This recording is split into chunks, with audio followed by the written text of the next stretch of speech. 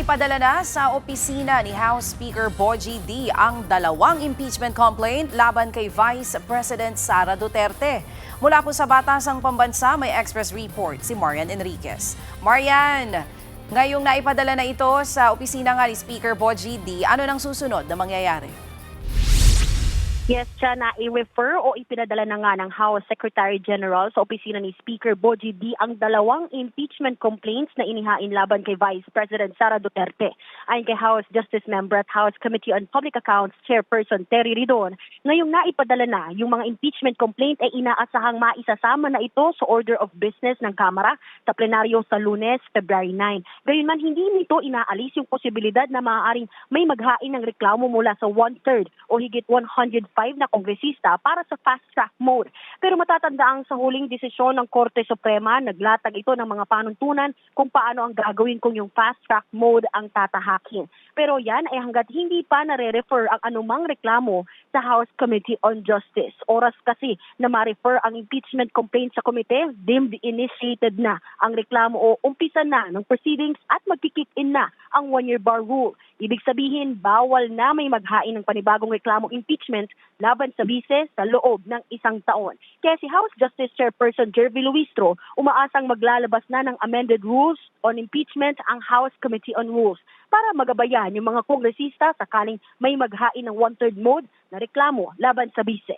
Pakinggan natin itong sinabi ni Congresswoman Luistro.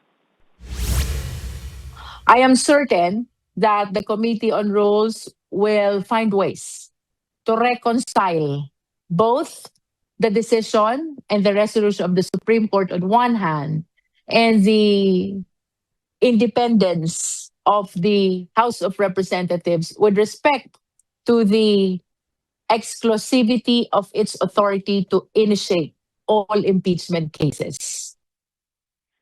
Samantala, kumpiyansa si House Deputy Minority Leader at ML Party List Representative Leila De Lima na lulusot sa House Committee on Justice ang inendorso niyang reklamong impeachment laban kay VP Sara. Nanindigan siyang may recital of facts at may mga impeachable offense na nakalatag sa kanilang reklamo. Napakalakas daw ng kanilang complaint, lalo na yung pagbabanta ni VP Sara sa buhay ni na Pangulong Marcos, First Lady Liza Araneta Marcos at dating House Speaker Martin Romualdez. Bukod sa pagbabanta ng bise, nakasaad din sa reklamo ang umano'y misuse at abuse ng paggasta sa confidential funds ng OVP at DepEd. Sa February 9, inaasahang may ikatlong grupo pa na maghahain ng panibagong impeachment complaint laban kay VP Sara. Aabangan pa natin kung kailan isasalang ni Speaker Bogie D yung mga reklamo doon sa order of business para nga maisalang na sa plenaryo. May 10 session days si Speaker Bogie D para ma-include ito sa order of business at 3 session days naman para ma-refer sa House Committee on Justice. Yan muna ang latest. Dito sa Kamara, balik sa iyo.